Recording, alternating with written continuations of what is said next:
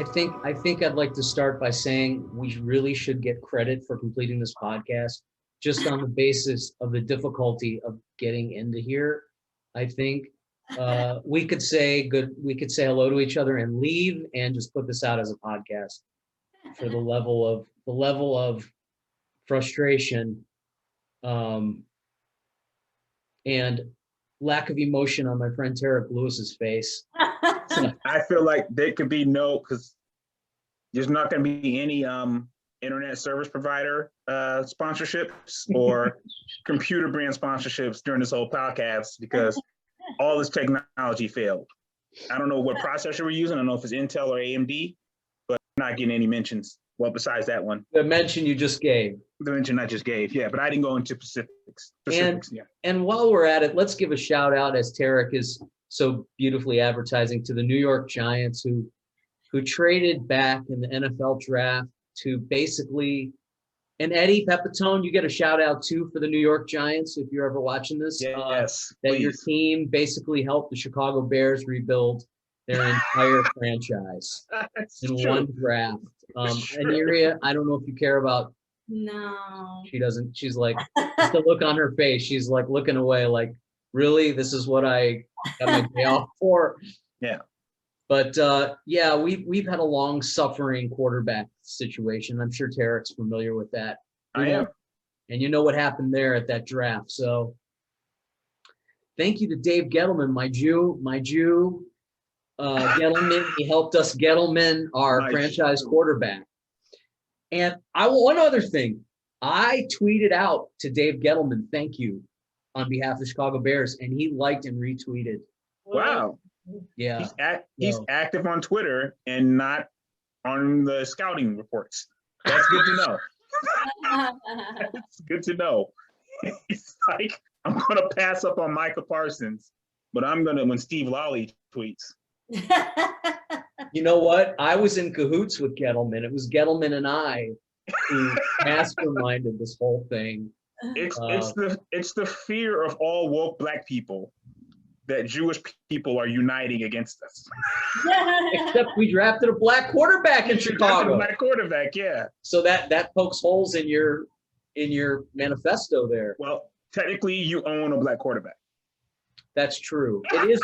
Isn't it weird? Okay, Aniria, at least you're familiar enough to know this whole process of drafting and all that shit that these players go through, right? You know, they go through the college. Oh, yeah. Because this is kind of slavery-like. I mean, there is a sort of like we've gone from 3/5 to 4/5 of a person. Yeah, they very much are like, yeah, he seems like a nice kid. Let's see how fast he runs. Right. Except the only difference is these indentured servants make way more than me or any of my family or friends make. Yeah. Yeah. So if you work the call center at Chase, you're more of a slave than the NFL player. Is professional sports sort of like a bizarro version of reparations? It's occurring to me right now. No, because we do all not benefit. Because you do not all benefit. We do not all benefit. It's a slave master's form of reparations, basically. It's a way to ease the guilt for white people. This is good. Welcome to the show, Aniria. I knew we would just throw you right in the fire here with a really heavy disturb. This is what Tarik and I would talk about if we were on the road to Fort Walton Beach to do a show for a bunch of hillbillies. Well, so, I can do the races, and the football just lost. Yeah, well, that's why we're veering into racism for you, Aniria. Okay, so welcome, my friends. You guys know each other, so we'll get into that. You guys knew each other without me involved at all. Yeah. And you're both in the same city, which we can get into that, but we don't really have to. But I want to give you guys a proper intro. So Tarik Lewis, my longtime friend and family neighbor. Yes. Stand-up comedian, writer, actor. Is there anything I'm forgetting? For a brief time, a rapper. Brief time, a rapper. I'm sorry. Brief time, a rapper, yeah. I'm glad I forgot that. Yeah. And very, very talented friend of mine. Please welcome the No Idea Zone. One of the few people who've been on here more than once. Yeah, I made it. The talented, illustrious, beautiful Mr. Tarik Lewis. Thank you for the intro, Steve. That's Yes. excellent. And Every host should take notes.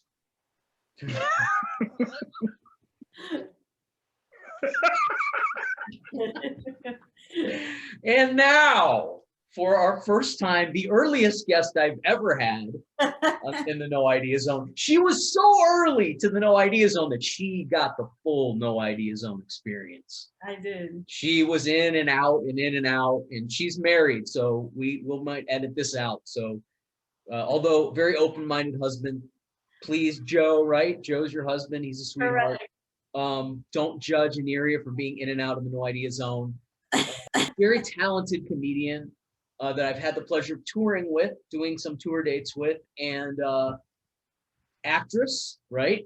Who's been in a bunch of stuff. You had a pretty busy year, actually, I think. And is there anything else I'm forgetting beside actress and comedian? No, that's it. My friend, Aniria Turney. Thank you for that intro. Very nice. Yes, my friend. Thank you for That's being here. Here. And we are going to get right into it. I'm burned out of this podcast, folks. I gotta open with that. I'm looking for a new host, and that's why I've invited you two here, because That's funny. little do you know, you have been almost like a you know those old movies where people have invited to dinner and they don't know why. It's a mysterious dinner and they don't know the host, and they show up and there's a murder that happens and then they have to solve it. That's kind of what's happened to you guys. I've catfished you. I've lured you here because you are the contenders. As long as there's $1 million at the end of this. That's right. You hear that, Richard? Our producers are listening. These people want to get paid. They need to get paid. Tarik Lewis soon will have to suffer through another giant season. Yeah, I deserve the money. Yes, he does. He was living in Florida as a New York Giants fan. You have to pay the man. I deserve that athlete slave money. It could have been worse. No. He could have been a Cleveland Browns fan. That is the voice of our producer. He's a Cleveland Browns fan. So okay. You guys know each other. Yeah. Can you guys tell the No Idea Zone folks out there a little bit about how you met, when you met, where you met, et cetera, et cetera? Do you remember, Terry? I remember. Do you? Yeah, was it at a comedy contest? Yes. I was in an improv group. Was this where we met? An improv group, and we were doing a talent contest. Was that the one? I think so. No, I think it was a stand-up contest at the improv. No, it's right. It was a stand-up comedy. It was one of those big ones. It was like in Florida, there's like either Florida's funniest comedian, or it was like the improv used to do like Improv Survivor. Yes. Stuff like something like that in the late 2000s, maybe like 2010, 2009 sometime. And I remember Aniria competing, and I remember being like, oh, she's dirty. She goes there.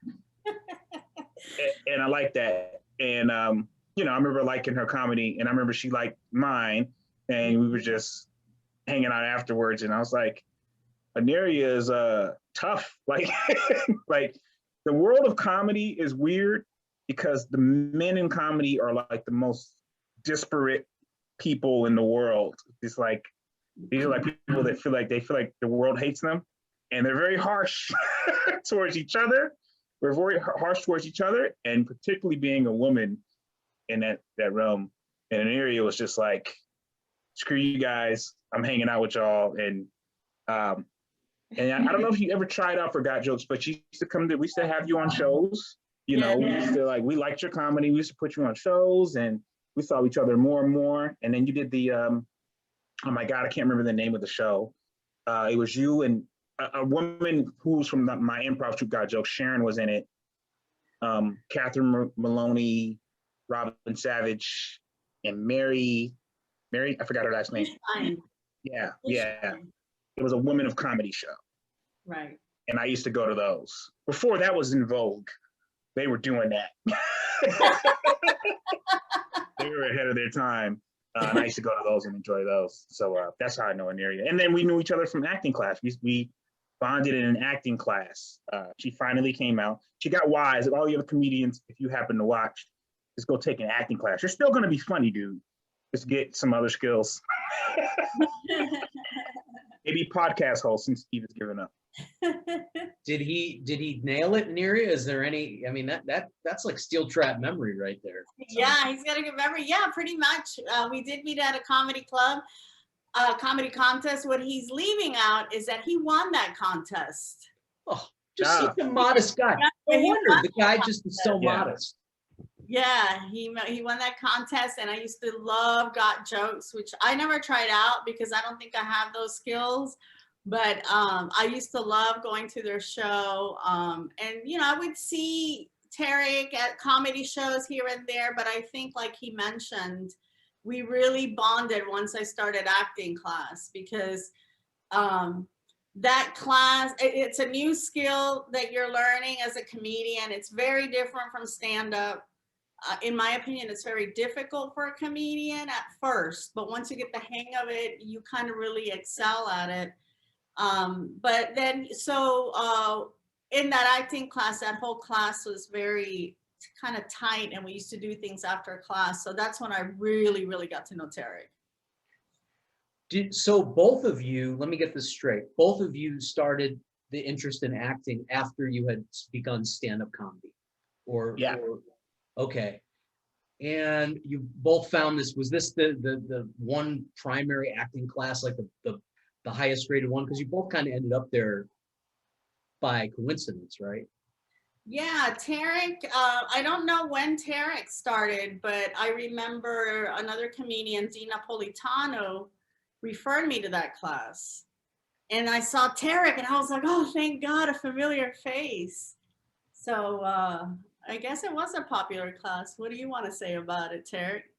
A Got Jokes member, Ricky Wayne, who's doing stand-up a little bit, he suggested the class for me. And I think I was doing comedy in Aniria. Now I'm going to brag on myself. Now, like Aniria was saying, I was like winning some competitions, and I was seeing like other more experienced comedians, go out on the road and then come back and then trying to figure out what they're going to do. And I was like, God, I don't want to keep doing that over and over again. And then I was like, oh, Ray Romano has a show. So when that pops for me, I need to be able to act because he's been able to transition. And I was like, oh, Jamie Foxx has been able to transition. And, a lot of other comedic actors, comedians have been able to transition. But like, I need to get an acting class. Dude, Ricky was like, take this class. And some other, some other recommendations. So I wouldn't say that like everyone knew to go there, but people who when I was asking, that's where they said. So you guys, now you're in a market, you're down in Florida. Yeah. And you're in a market where it's not like LA or New York or even Chicago or Atlanta where there's a lot of work. How is it, this is just out of my own curiosity, how is it booking work? Is it because of the technology, has that made it so that you can audition for anything anywhere, or how has it been for you guys? Let's start with you, Aniria, because I know I see you announcing that things are coming out that you're in and you're doing well. Thank you. It's difficult because there really isn't a lot of production in Florida. But fortunately, Tarik and I, we share, I think, probably all the same agents. They work hard and they pitch us out in Atlanta. And what we're up against, you could be a great actor, but if there's a great actor your type that lives in Atlanta, it's more convenient for them to go with them. So I think it's difficult, but not impossible. So like you mentioned, the technology, we do put ourselves on tape. That's something that I know LA is just now with the COVID getting used to, because they do the live auditions. But with COVID, believe it or not, I feel like the opportunities have expanded because now everybody's accepting self tapes for an audition. So basically, the thing with us living here is that wherever we go, we're competing against locals that are already there. They're very talented. And then we have to travel. Sometimes we have to put ourselves up. Sometimes the production pays for it. So it's not easy, but if you love, if you love acting, it gives you an opportunity. And I like Tarik, I think more comedians should do it. More comedians, it would help themselves get promoted, but it also helps just having those skills to make the transition. And I know when I went to LA for a comedy fest, I remember hearing a manager, I don't remember if it was Maria Bamford's manager or somebody, said, we're only interested if you have more than one skill than just stand up. You got to either know how to rap, you either got to know how to act, you either got to know how to write, but you can't just do stand up. They won't take anybody who just does stand up. And I think living in Florida, because we're not in the industry scene like LA, people don't know that. Well, Tarik, you got to know how to rap. You just heard it right Do you there. have her contact info? Still, Aniria.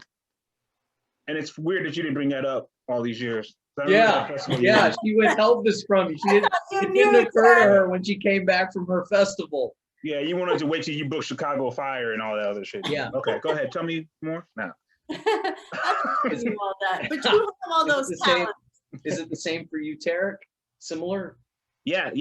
I would say Aniria nailed everything. I think it's unfortunate that the pandemic has some repercussions that change the industry a little bit. So now she's right, like everyone's going on tape, which is what we normally do here. We go on tape, and if they choose 2 or 3 people from the tape and then say, hey, come in to be in the final consideration for this role. And that was the general thing. Now it's like, we'll do it just off the tapes. So it's kind of level the playing field a little bit, but LA, New York still has the LA, New York swagger to it. Like, oh, you're an LA actor with an LA agent and LA management. It still has a little bit more je ne sais quoi. I don't know if that's the right word.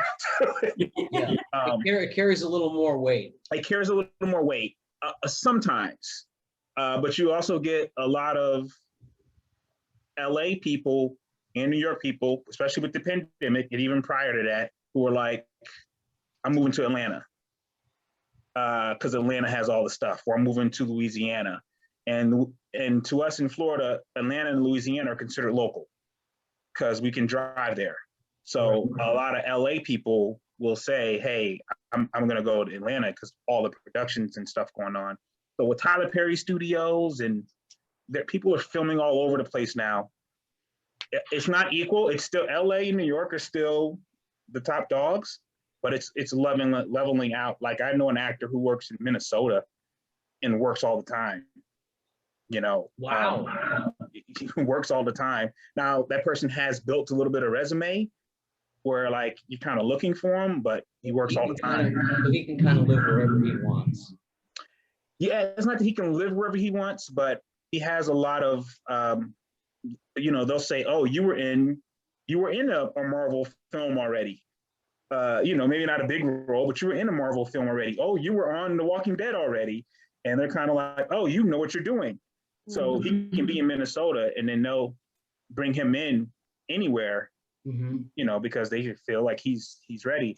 But the taping has definitely changed the game. You know what? That would be, in some ways, that's like a dream come true. Absolutely You're not a star, so you still have your anonymity. You can go live in Minnesota. Yeah. Where nobody fucking thinks you're gonna be doing that anyway. Yeah. And you're able to have a creative career, you know, and do something creative and work these gigs. And so he's got it made. I mean, as far as I'm concerned. Yeah, I think so too. There's a big star, Jeff Daniels. Jeff Daniels says he hasn't lived in LA for like 30 years.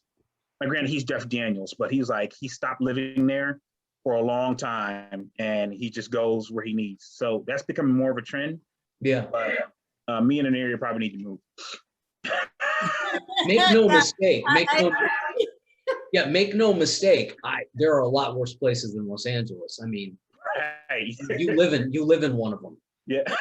So, and I'm not saying that where you live is the worst place. There's Iran and North Korea. Yeah. But you know, yes, I could see why somebody not from here would not want to live. Like Dave Chappelle lives in Ohio in the middle of the country. Yeah. So I guess that's the dream, but I guess if you're right around here, it is more. I have never had an agent. I have never really? had an agent. I know agents. And agents are my friends, and some of really big agents that I know and I'm friendly with, but I've never actually had an agent or a manager. I had an agent when I first moved out here. Actually, to be fair, I had an agent this is good. I could share this with you guys since you shared your stuff with me. I had an agent when I first moved out here. I won't say the woman's name, but this is like, I didn't have a cell phone. It's early 2001, the end of 2001. And I got a job, a full-time job. My first month or two here, I come home from the job and there's a message on the answering machine from the agent, audition for Toyota commercial today. I missed it. Oh. 2001, like not everybody had a cell phone. Like if you had, Right, it was yeah. still not completely common to have a cell phone back then. Yeah. So it wasn't like now where if I hadn't got the message. And I was like, to her, I said to her, how was I supposed to know about this? She goes, how was I supposed to get a hold of you? And I quit with her. At that point, I was so frustrated by that I was like, I'm never going to do this again. This is a joke. I went through a whole rigmarole to get this lady. And so since then, I have never had an agent or manager. All of the work that I get is from other comedians, writers, you know, obviously the people of some importance because I've been able to have a living, but yeah, like me calling up other, you know, actors, comedians. Yeah. And you've done really well. And, you know, that's one of the things that sometimes people with agents don't realize, and Tarik can tell you, is your agents tell you, it's not just me, you got to do your part too, you know, because like you don't have an agent and look what you've accomplished, because that networking is so important. Yeah, it's not like I was knocking on the doors of those kind of people. I was bugging them, but it was always like, you know, going into a strip joint and coming out broke. That was like how every time, and then still not busting a nut. Yeah. Every time I went to look for representation, it was that same. And eventually, like, you know, just any kind of sane person is going to go, I can't keep putting my energy into this. Yeah. So, but I got a break. I mean, Cat Williams gave me a break. So that is different. It's like, that's way better than having an agent, because then you know, you have that credit that your Minnesota guy had. Yeah, right. Yeah. So that's what I think but even after that, I was still trying to get someone, and they wouldn't really, dude, I had oh man, crazy story. This guy named Larry Bresner. Have you ever heard of him? You ever heard that name? It sounds familiar. And I don't know, maybe you just told me in a discussion before, but I might have. It sounds familiar. Tarik, he produced Throw Mama from the Train. He was a film producer, but his real claim to fame was that he managed Robin Williams and Billy Crystal, and he was part of a company, a really small company that managed like the biggest comedians in the world. Like, forget Comedy Central and NBC. This guy managed Woody Allen. His company managed like Larry David, Woody Allen, Robin and Billy Crystal, and other people who are famous, but I can't remember now. Anyway, I somehow got a hold of this guy. So when I met, I had sent him a videotape, like 2003, and I got him on the phone, and he said, Robin Williams is, oh my God, I think I have told this story on the podcast, but whatever, my memory's shot. I'll tell it again. He said, you're funny, and Robin Williams is looking for writers. And I, being a fucking idiot, complete fucking idiot, I think I was on a payphone too, talking to him. That's how broke I was. The cell phone had gotten turned off. I go, well, yes, sir, I would love to talk to you about that, but I hear Robin Williams takes comedians' material, and I'm a young comedian, and I only have a certain amount of material. And I can't just give him my best material if that's what you're thinking. And the guy, to his credit, was so fucking nice. He was so nice that he was like, no, Robin just has a sponge-like brain, and he'll hear something or see something.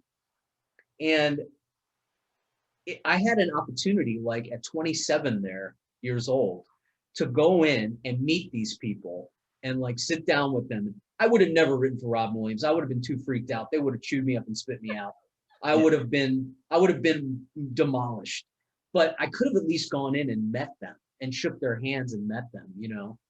And anyway, I missed a huge opportunity at the peak of my poverty, by the way. Hardcore. With like just I think I sent the guy like 2 5-minute clips, like a 10-minute tape. And anyway, but it was a huge ego boost that this guy was like, yeah, you're funny, you come in. And anyway, a few years later when I met Kat, I reached back out to this guy, and he passed me off. He was like, yeah, well, we can't represent you, but there's someone here who might be interested. And he sent me to this. He goes, we just promoted the secretary to a manager, and she might want to represent you. And this woman was she was a total loss.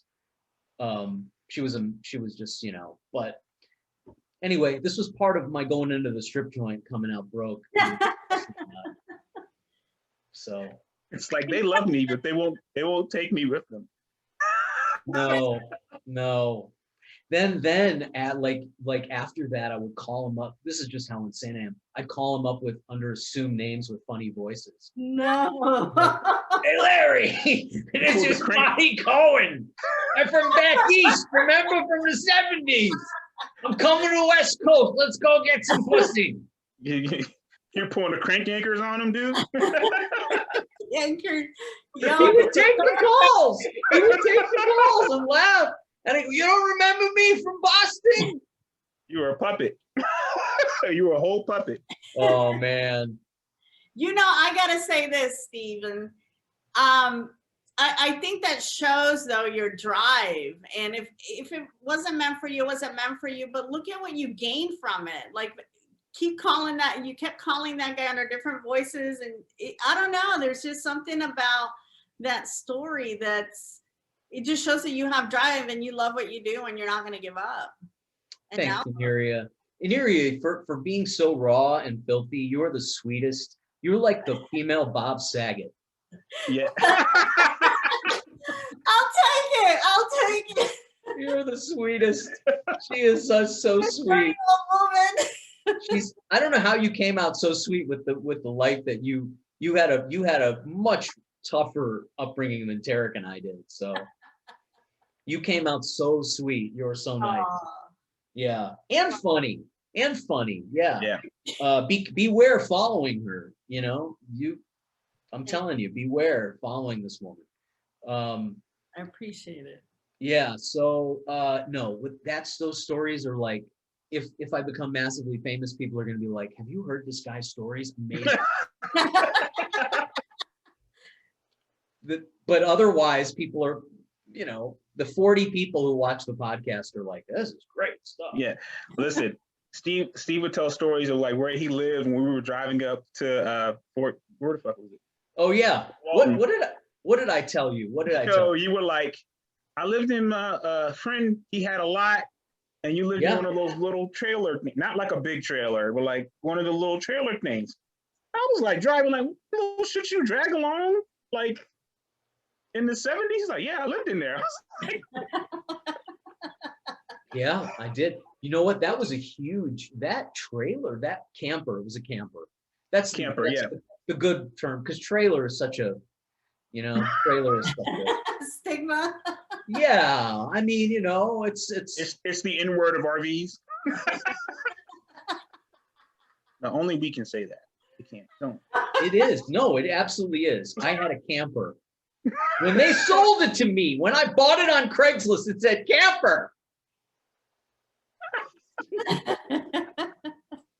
So when I bought that thing, I bought that with the unemployment money because I'd had a job and they fired me. And so I saved the unemployment money for a year and I bought that camper.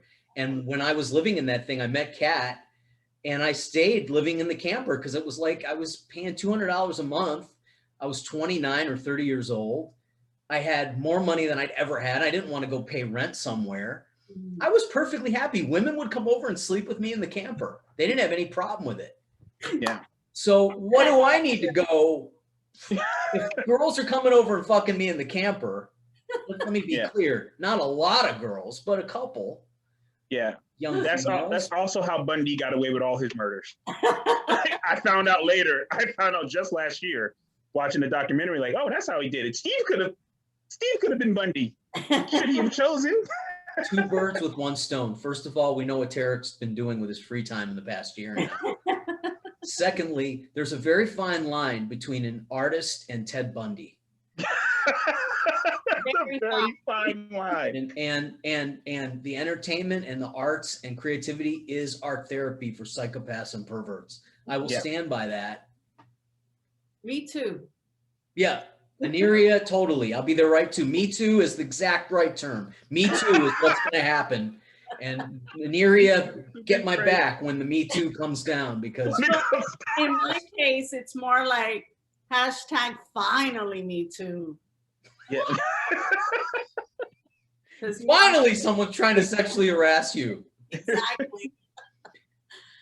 Dom Herrera had a bit where in the 90s, I saw him at that club in the strip mall over there. Yeah. You guys. Oh yeah. And I won't mention the name, get free promotion. But I saw Dom Herrera when I was coming up as a young comic.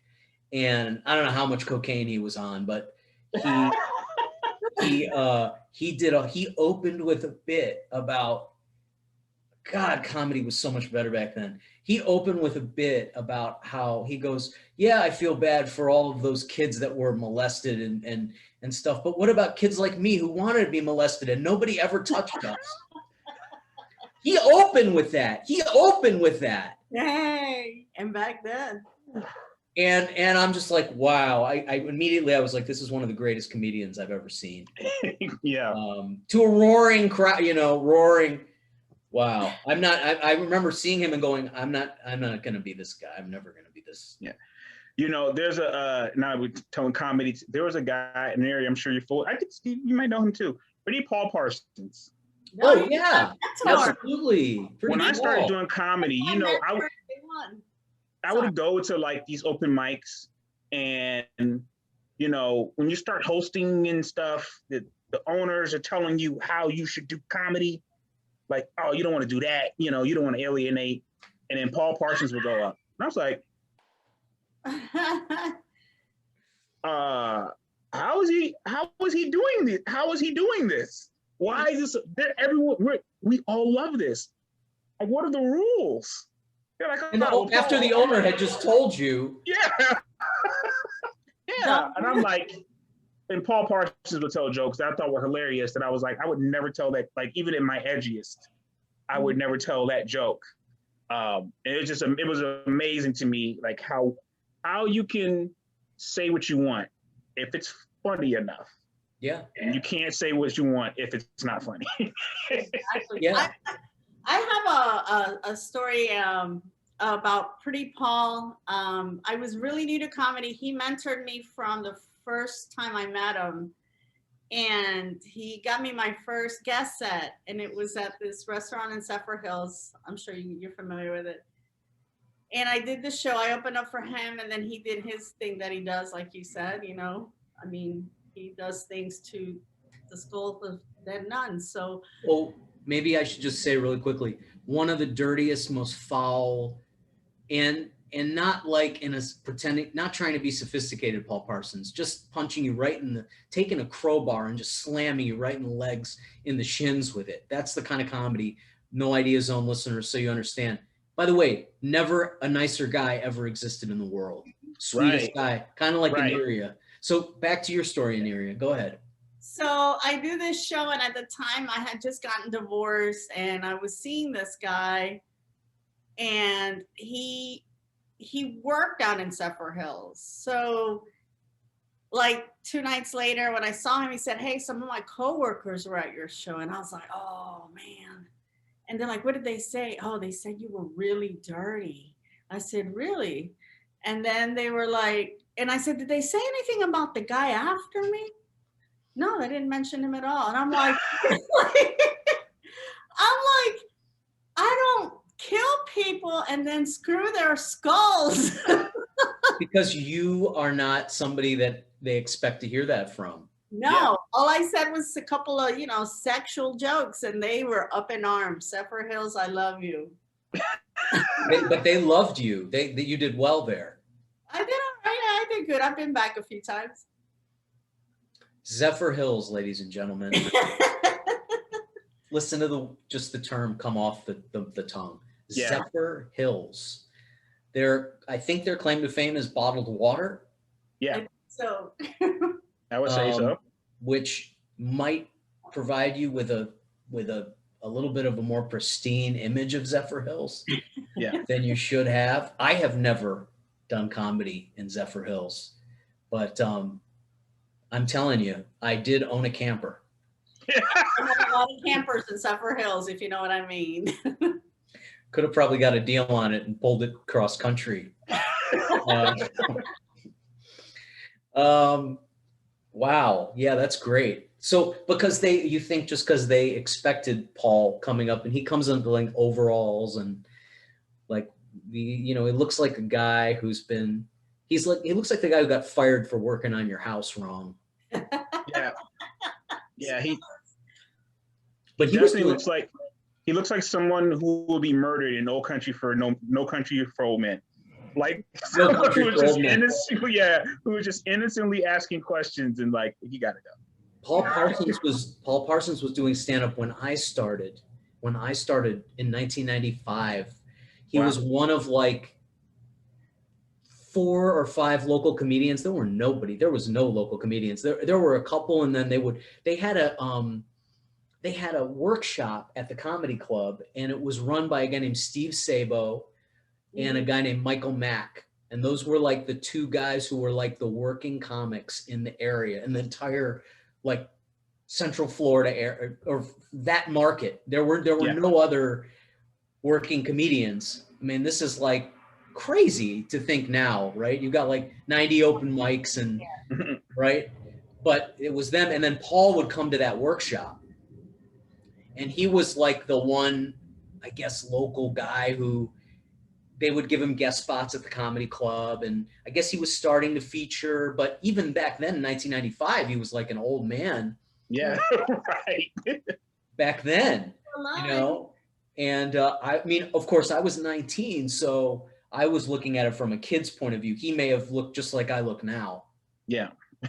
I was only 24. And you don't. Right. Because when you're a kid, you look at somebody who's in their 40s and who knows, but yeah. But yeah, it was such a weird, different. I remember that workshop, and I just sat in the back because I was like so embarrassed and mortified to be there and for the people who were there. Yeah. Well, if it's the workshop at that club that you won't mention, that Pretty Paul ended up teaching that workshop, and that's how I met him. Oh, he ended up teaching that workshop. Yeah. Well, shit. Yeah, Shit. Well, that's a hell of a choice. he's a That's giver. right. The guy's a giver. Yeah, that's a hell of a choice. Aniria, did we go to Skipper's Smokehouse? Were you with me when I went with Paul and Yes, we met you up there. You were with Tiffany Barbie? Tiffany Barbie, and then I was up there with Jeff Luis. Oh, okay. Yeah, he at that time he was really new to comedy. I think he was just like a few months in. So it was like what, about 6 years ago, maybe 5? Yeah, probably 6 years so. ago. That's cool. And we all kind of, Tarik was, and I know, well, Tarik opened for me the first time I did my Performing Arts Center tour at the Cultural Center. And that was a little bit of a crazy thing because that was like, I think you did 20 minutes and I did like 70. Yeah. Yeah. Yeah. But that's what I was just thinking, like, when you say like Aniria, your stuff being dirty, and they're like, oh my God, she was so, but Pretty Paul Parks isn't the one that has anything to say. Like Steve's wheelhouse, to me, it's like, oh, what are we gonna get? And this is why Steve can do, like, I know your history a little bit, like you can do the Black Clubs, because you come out there and it's like, oh, it's almost like your comedy is like, oh, this white boy can dance. Yeah, I have to agree with that comment. It's almost like, oh, he gets us. Oh, he's angry at the United States. We understand that. But you're not, you have expectations by looking at you, and you're like, no, this is what I feel. It's like, oh, well, this is why we like him. Yeah. Thanks, Tarik. I think that so being in the black rooms gave me confidence to do that. So I probably always had that in me, but I was afraid to do that. And when I realized I could do that in the hood, then I was like, well, if I can do this here, fuck the people who are telling me up there, over there. If I can do that in front of the Eddie Murphy Raw crowd, why should I not do it? If I can do it in front of people who are watching me, who are admiring the stuff I grew up admiring, I think some of the fear of, in general, of not saying what you really want to say is that you think that people won't hear you, will be like mortified. Yeah. And when you're in front of people you respect or fear, in my case, or being in a black room, definitely the first couple months I was down there, I was definitely afraid. And I actually think I peed my pants a little bit the first time I played. Yeah. Mixed nuts. I did. I did. And thank God I had like wool pants on because it absorbed. You had on wool? Yeah, I had like wool. I dressed up like I was going to the Cotton. I had no idea. I was going down to South Central. I dressed up like I was going to the Cotton Club in fucking in Harlem Nights. So don't think I was somehow connected to it. People out there who might think there was a learning curve here. There was a learning curve. I was wearing a tie and a suit and like a London Fog jacket. And yeah, I thought I was going to go hang out with Robin Harris and Richard Pryor and you know. Yeah, meanwhile, it was TK Kirkland. Yes, it was Def Jam. Ricky Harris, like Mad Marv. Yeah, I don't know if you know that name, but yeah, Mad Marv and Speedy. Anyway, yeah, but when I was like, oh, I could kind of do this. This might not be a hustle. This might not be just a hustle. Like maybe I could be good at this. And yeah. I think that's like the weird in and outs of comedy. It's like, living in Florida, being a woman and being Hispanic, it's hard to figure out who's going to really listen and get it. And like you found that crowd, and that's something that not everybody can do. That's, white and Jewish. But when you do, and they let you be you, it's so magical, but there's so much trial and error. Like you were mentioning, oh, they tell me I can't do this. And that's the worst thing for a comic, And when you're starting, you hear that gets in your head like, oh, I shouldn't do that because I'm a woman. I shouldn't do that because that's too Hispanic, or shouldn't say that, you know? And then when you build up that confidence that you were mentioning, it's amazing what can happen and how you find your voice and you find your crown. And I think that's great that you can do what you do. Yeah, thank you. I still have PTSD from all those years. I still have PTSD. Definitely. I still have it. Remember Tony Stark when he went into the, they tried to do a storyline with Tony Stark after the Avengers. I don't know how successful it was. It didn't compare to my PTSD, Tony Stark going into the belly of the alien and coming out. Oh, yeah. And then he had like, he became neurotic. Yeah. That's nothing. That was you going into Florence and Normandy. Like, yeah, Florence and Normandy. Try going to open mics for like, I didn't have to go to, because there weren't any open mics. Gosh, when I started, actually. Yeah. There weren't any open mics. It was all, because there weren't enough comics. But yeah, but those like 5 or 7 years, but everything pre-Cat Williams basically was like constant PTSD, constantly being told, what are you doing? What? Yeah. I had this is funny. I had one woman who I was dating who was this cute, rich girl, and she was a little older than me. She was probably in her early or mid 30s, and I was in my late 20s. And she had a place, so I would, I was like Charles Bukowski. I would go over there, and she just thought I was the best. And when you meet a woman like that, Tarik, as you know, you gotta kind of, it's just, send her a thank you note, do something nice, Yeah. And she goes, I know this comedy producer, and I'm gonna tell him about you. You're so cute. No. So she went to this comedy producer, and she goes, oh, do you know Stephen Lolli? I just think he's the world of him. And the guy goes, this is like 2009. So I'd already written for Cat. I already been writing for Cat. So she goes to him, and he goes, is he the Jewish guy who plays the Black Rooms? You made it sound like you were Sammy Davis Jr. She goes, yeah, that's him. And he goes, oh, that guy's depressing. What? Damn. So he had seen me. He had seen me somewhere. Obviously. I mean, we can hypothesize. He had seen me, and I didn't do good. I didn't have a good set. And who knows if I had a meltdown or, who knows what, but that will always be that guy's lasting impression, no matter how many people come to that guy and say, this guy's great. That guy will always go, Yeah. Sucks. I get it. I mean, I'm sure we all have those shows. Dude, listen, I had a bad set in front of maybe 3,000 people. Oh, tell us. Come on, Tarik. And this is, so I'm working at the radio station, and they're doing this comedy concert. And I've been doing comedy for years at this point. And they had done a few of these, and they were finally like, Tarik, we're going to let you do one. You can do 7 minutes, at the beginning.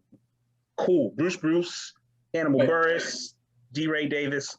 Well, and I'm not going to blame anybody for this. In hindsight, it's all me. It was the thing about being genuine. This is a predominantly Black audience. Def Jam crowd. Def Jam crowd. Which I can do. But because of the sheer numbers, I was like, I'm a Bruce and D. Ray Davis. I got to do what they do.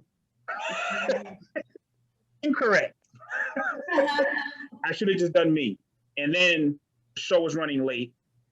And D. Ray Davis was like, hey, I'm not going to be a feature. I'm going to host. So he went out and he did his 10-15 and then was like, brought me up. He brought me up great. But now I'm nervous as shit. I'm like, oh, God, I'm going after D. Ray Davis. I went up there, not like the worst time ever, but like very few laughs, very few, there was at the very end, there was a boo. It was a singular boo because I offended somebody. And I remember like leaving there like, and I thought I was going to be all hurt because I'm like, oh, I'm a Hannibal Buress. And like, I admire these people. And I remember leaving the stage being like, well, I got one. I got like an awful one out of the way. That's the good news is you're never going to have a show worse than that. Yeah, I'm never gonna have a show worse than that. I was like, none of those people are ever gonna fuck with me again. Nope. I lost 3,000. You know what, Tarik, that and you know what's funny is you told me that story on the way on our road trip that we did. Mhm. You did share that story with me. I'd forgotten about that. Yeah. Thank you for sharing that. That's made me feel so much better. Those are our battle scars, you know. I'm gonna forget that you told me that, and then please tell me again in a couple years. Come back to it. Every couple years, just let's sit around the campfire and. That's why you should reconsider who hosts the podcast. Like, Well, that's what you're here for, sir. just Well, listen to no. people who aren't This gonna is watch like it. Murder by Death. Which would be a great fucking comedy show title. Do not steal that from me. The Murder by Death show. The Murder by Death was a movie in the 70s. Did you see it? Have you seen Murder No. by Death? No. I highly recommend, if you like inappropriate humor, Yes. 1974, 75, go see Murder by Death. And I'm going to trademark that as a comedy show because that is a great title. I headlined UCLA 2 or 3 years ago for the students at Royce Hall. Headlined, not 7 minutes at the open of the show. Headlined, was invited there by the students to be their headliner for their spring event. And basically they booed me off. They hated me. But it also got to the point where I wanted them to hate me. So Yeah. I was inflicting pain on them. Yeah, it was like go full force at this point. Yeah, I was like, I'm going to set this whole place on fire. And they recently reached out to me to do a podcast with them. I've done a couple podcasts with them since, so to their credit. Oh, But recently they reached out to me and we did another one and they actually showed me the set. Like they showed me parts of the set and we did like I realized halfway through the set that I was happy that I wanted to inflict pain on them. I was happy. I was so happy. And if I could have inflicted more pain on them, I would have, and I should have. But you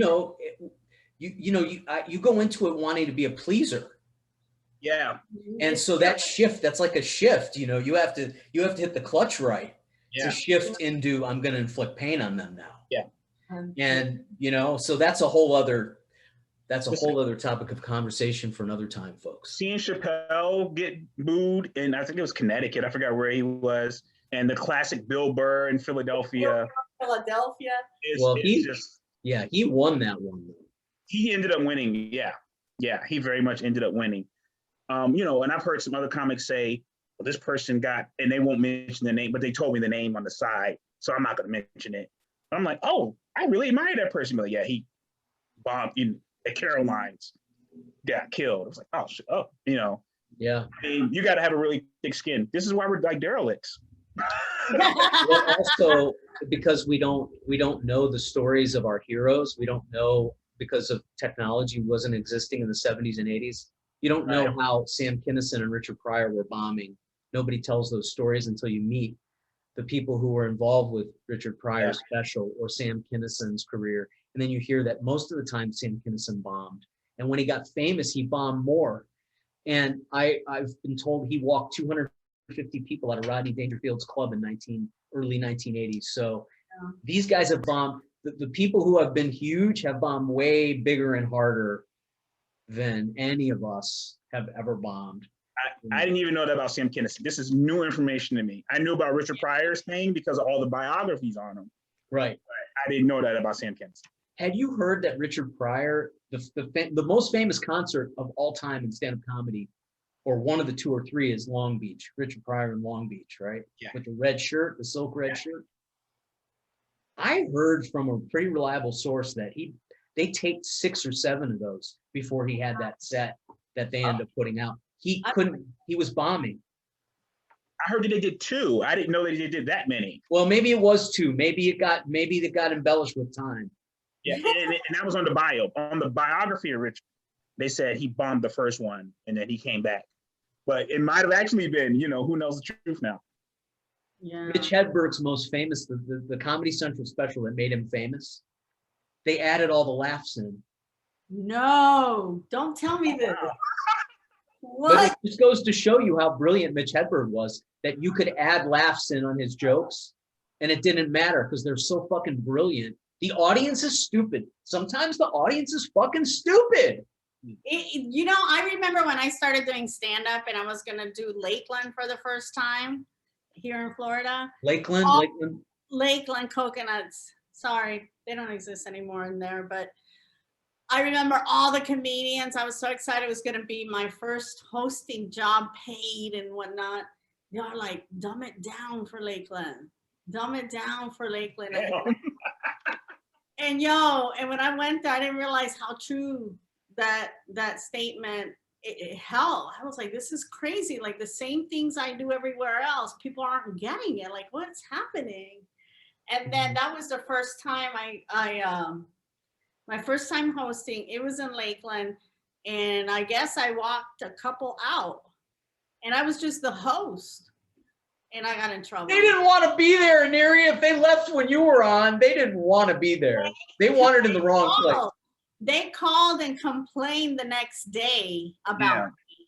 They said that I was too much, and I can probably pinpoint like what part of my set, because it was only a 10-minute set, and I'll never forget, they never brought me back.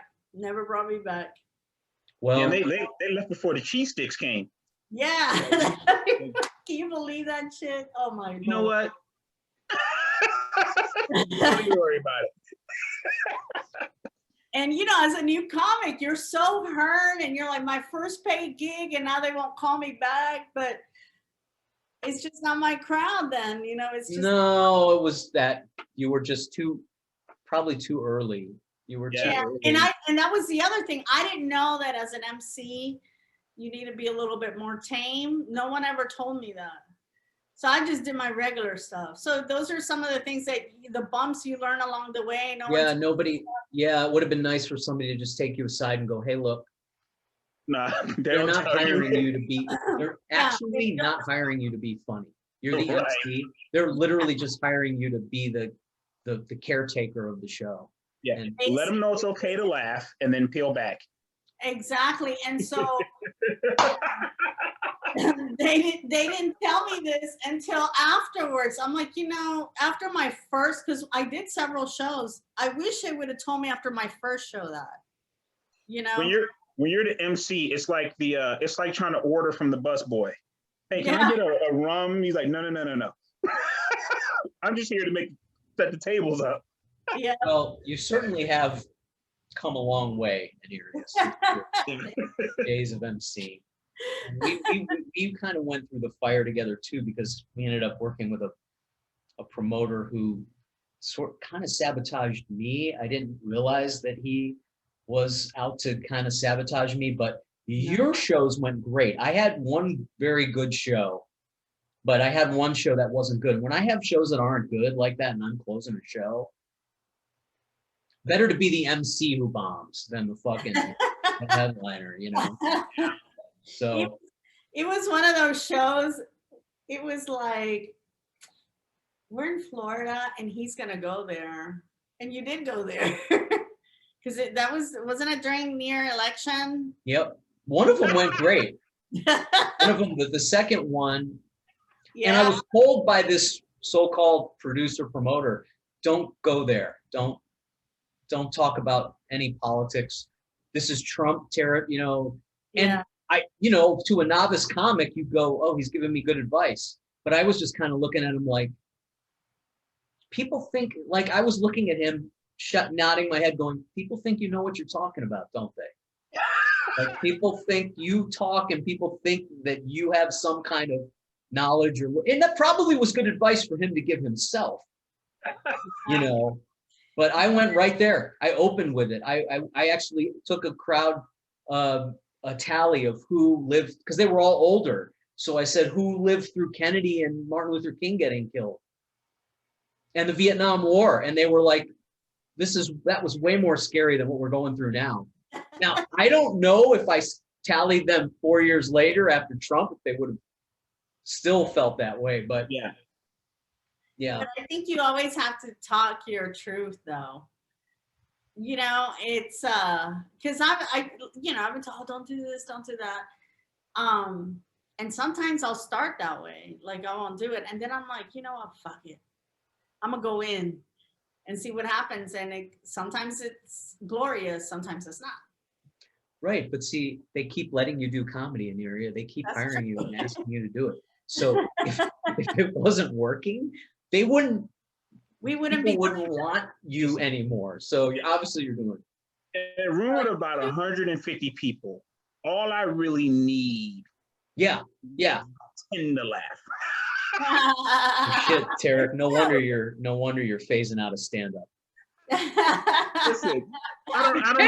What 10, that's it. I don't know. I just don't need roarous laughter on every joke. Remember? Yeah, If go 10 ahead. Let me say this: if 10 people come up to me afterwards and be like, "Yo, great," I'm like, I did a good job. So if 10 people are laughing, okay, so what you're saying is 10 people laughing really hard. You've got about 5 people in close proximity to them that are going to be pulled along for the ride. They're gonna laugh. Yeah. Right. So it is a psychological herd thing going on. Like, When remember, you're up there, you're listening for laughs. right? And this is the physics of it that I forget. You can't hear everybody laughing. You know what I'm saying? You can't, unless it's everyone laughing at the same time. So Right. when you hear like laughter here and there, or you hear like, you don't know, and then you leave the stage. I've left the stage and been like, yo, you did great. And the owner is like, you killed tonight. And I'm like, I didn't hear that. Yeah. I didn't hear that. And they were like, we loved you. I didn't hear what do you mean? Yes. I need to hear. What about when we were up in inserted laughs. up in the Panhandle? When you and I were up in the Panhandle, that was a very weird show. And it was a weird night, but it was a weird show. And people came up to me after and they enjoyed it, but I couldn't hear. Didn't hear it. The guy with the cowboy hat shook my hand. Yeah. Yeah. And I stretched that board game bit out to fucking 25 minutes. I stood up there. I stretched that fucker out, man. No, and people enjoyed the show. I was shocked. Like they were like, "You're funny, like buy your drink. You guys are hilarious. You got to come back." I was like, "Wait a minute, I didn't hear that." And they loved I don't know what it was. They loved it. In their machismo to laugh. It wasn't in their, and maybe it's used to being in Black audiences. Black people laugh when Right. they're like they're enthusiastic, and maybe that's what I'm used to. Like, okay, well, if this audience, if it's older, they can't get up and run around their table.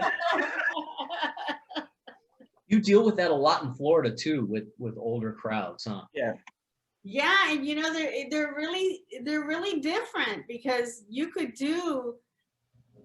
walk in and see all gray hairs, and then you're like, oh man, nobody told me I had to be clean or semi-clean. What do I do? And then you go out there and you just do your regular set and they're laughing their asses off. And then, my stick when things don't go right, I'm like, come on, you've been doing it longer than I have, So you know what I'm talking about. You've probably done it in the ass and I haven't. I say shit like that and they'll start laughing. And then you'll do crowds that are a little bit more conservative. But I think sometimes comics that are, kind of starting out and going on the road, they're afraid of the older people. Those older people, they're there to have fun. The older people are the hip ones now, and the younger people are. It's really strange. That's very true. It's really strange. And again, like when I started, it was like Comic View, Def Comedy Jam was like, those were all kind of ending, but like that's what everybody was. So you go out and I want roarous laughter, and it happened. And as my comedy evolved, and my writing evolved, and who I idolize evolved, it's like, okay, this is a little more, I got a little more Carlin than Cedric the Entertainer, So they're not going to, yo, boy, you stupid at me. You know what I mean? Yeah. They might be like, they might say, yo, I never thought of, yo, that's true. You might hear a whisper, so that's when I say, like the laughter, of course I want them to be happy, but I've learned to not live for the raucous applause. Mhm. The younger crowd isn't, and again, you guys are in a different place than I'm in, but I noticed that younger crowd is more into like minimalism. Mhm. Yeah. Like safety and minimalism is very in vogue. And the maximum, like coming out and swinging and going wild, is like considered unsophisticated and aggressive. Oh, like we were raised by dogs. Yeah, and so this is like a sort of a younger generation drifting over toward a more Victorian kind of polite Mhm. pretense of sophistication. These are just my sort of shotgun thoughts on the subject, but Yeah. Are we just explaining why we fail?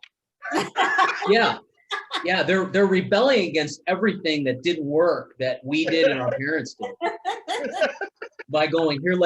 Here's another bad idea. Let's try this one. Here's a real. Let's all be pussies. Well, I can't stand that. I mean, I just that's why I like working like with you guys, because it's like this is real shit. This is real shit. I'm not trying to, oh, am I gonna hurt you? Yeah. Offend you? Is that too much? Oh, I hate that. And I think a lot of comedians our age and older, we resent it. I'm aware of it though. Like, I can learn. Like, if it's like, oh, okay. Oh, I can see how that's a little too. Yeah. All right. All right. Yeah. All right. You got me on that. Not on everything, but like there's certain ones I'm like, okay, yeah, I probably don't need this. You're right. You're right. I probably don't need to say that part. Thank you. Good looking. I But hear you. I ain't changing the whole, And one thing you said earlier, Tarik, that like with time, your set evolves, and who you praise evolves. It changes, and it's so true because like even now during these times of COVID and the things I'm going through in my life, my set has changed a lot because I've been writing and whatnot. But I still have my edgy stuff. It's just now there's other stuff. Now I've got a dog. I didn't have a dog before. I mean, I'm not saying I don't talk shit about that dog, because I do, but you know what I'm saying. no. You're just a bully, and you need to be canceled for picking on that dog. That dog can't even understand what you're saying. It doesn't matter. She's The innocent Dashin is being victimized by Aniria. It's a product of living in a society of toxic masculinity that you would pick on that poor dog. She's a girl, so I'm okay. Even worse. Even worse. Anyway, but I guess what I'm trying to say is that I see what you're saying, Tarik. Like there are some things that have evolved that are not about pre-sleeping with kids. Like I used to do that. Maybe You're pretty Paul Parsons influence. Well, that was one of my jokes that I think got me canceled in some of these clubs. It's like, oh, don't worry. First of all, nobody gets canceled in Florida, right? I mean, Florida, come on. Did you guys are you affected by that at all? I don't know. About the I don't know. Are you sarcastic? I can't tell. Well, you can be too liberal in Florida, put it that way. We're not liberal. No. I'm saying but as a performer, you can be too liberal in Florida. Yeah. Oh, absolutely. And you don't realize that. You know what? And you don't realize the freedom that you can experience once you leave the state to perform. Because when I went to New York and I went to LA, I was like, oh my God, like there's other people just like me here. And they appreciate it. You know what I mean? And they're all in line for the same jobs. That's right. On that wonderful note, I want to know so we'll start with you, Aniria. Where can people find you on social media? You can find me on Instagram at Aniria is funny. Good luck spelling Aniria. Aniria. I'm reading it right off her Zoom. Yes, thank you. Aniria is funny. On Facebook, just Aniria. You can find me under just Aniria, or not the word just Aniria. Let me be clear. And and on Twitter at Aniria Comedian. Okay, and what are you working on now? Is there anything you want to share with us that we can be looking out for with you, or shows coming up or anything like that? Sure. I haven't been in a hurry to go out and do shows, but I do have some shows coming up on May 13th on Thursday at Bayboro. What's it called? Bayboro Brewing. It's a tongue twister for a girl like me. And that's on a Thursday night at 8 p.m. in San Pete. May 15th, I'm at West Chase at the Wild Rover. I've never been there before, so I'm excited. And on September 11th, I know that's far ahead, and it is September 11th. A but memorable date. Yeah, memorable date. I will actually be doing my first Que Funny comedy show at the Carrollwood Cultural Center. Oh, congratulations. Way to stay that contact. Yeah. Yeah. Tarik, where can we find you, sir? My name is Tarik on Instagram. Tarik. Tarik, folks. Yeah. The same name you see, Tarik Lewis on Facebook. I have a public profile, so come on there and troll me. I also have a YouTube channel that's the Tarik Lewis. And I do a semi-weekly podcast called Geek Culture Congress, which you can find everywhere. Just look up Geek Culture and Congress will just pop up. It's a podcast about nerd stuff, video games, cartoons, comic books, sci-fi, Marvel, comic book movies, stuff like that I do with some other people. Cool. And is there any other stuff you have coming up that we will be looking out for? I am releasing, I'm just shooting my own little short films. So I'm going to slowly release all those. I've been editing them all and we're close to done. So we're slowly releasing those on my YouTube page that people can check out, and on Instagram, some of those.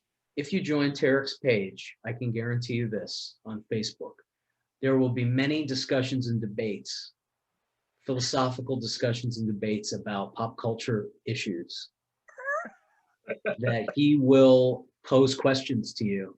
Be on your toes, because I see it in my news feed every time I log on. Sometimes I get sucked in. So guys, thank you so much for coming on. You guys are great. And yes, I will consider both of you as guest hosts for the No Idea Zone in upcoming seasons, as I may be getting busy with other things. And I really am, I was half kidding, but I'm half not kidding. I am really thinking about guest hosts because can't always be here. So thank you guys for coming on. You're both awesome. And we'll see you in a couple weeks on the No Idea Zone. Thank you Yeah, for we appreciate having you, us. Steve. We had And so real much quickly, fun. Aniria, could you Bye, please guys. translate your fun. shirt? Oh, my Your shirt. T-shirt. For people that My don't shirt. speak Spanish, tell them what it means, please. Okay, this is merch from a friend of mine. It pretty much means that you're a badass woman that has, what's that word? You're unapologetic. And that describes you perfectly.